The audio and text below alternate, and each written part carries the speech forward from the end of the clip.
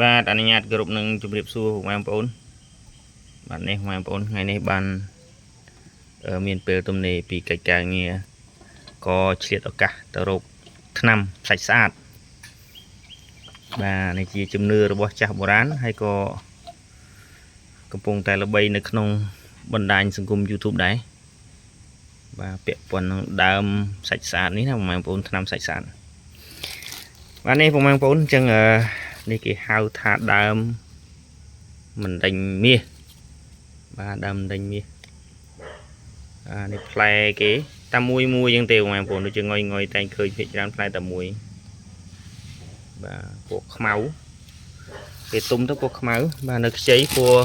បាទពណ៌នេះបងប្អូននេះបាទផ្លែចេញមកតែមួយហើយផ្កាស្តៀងផ្កាបងប្អូននេះគេហៅផ្កាស្តៀងផ្កាណែមើលខ្ញុំមិនសូវច្បាស់ផ្កានោះទៀតបងប្អូនកំពុំចេះបងប្អូននេះហើយក៏រីកទៅរៀងស្តៀងផ្កានួនស្រីបាទផ្កានួនស្រីអញ្ចឹងបងប្អូនតូចបាទហើយនេះបងប្អូនដើមគឺចែកបងប្អូននេះបាទនេះដើមសកាអញ្ចឹងឯងបាទនៅគុលនិយាយសាច់ដើមសបងប្អូនបើយើងកាត់ខិតលើសបើនៅគៀករាងគុលបន្តិចគៀកគុលពណ៌លឿងបងប្អូននិយាយទៅឲ្យតែដើមហ្នឹងលិច